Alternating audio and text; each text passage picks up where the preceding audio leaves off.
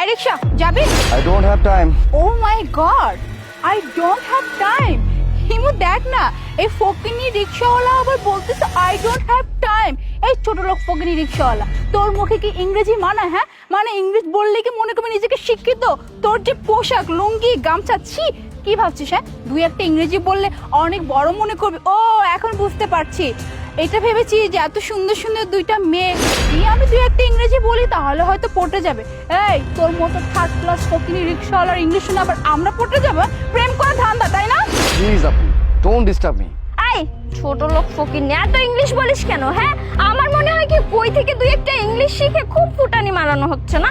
আবার দেখো একটা বই নিয়ে বসে আছে, ছোট লোক কোথাকার যেন। তোদের মতো রিক্সাওয়ালাদের মুখে না ইংলিশ মানায় না, বাংলায় কথা বলতে শেখ, বুঝছিস?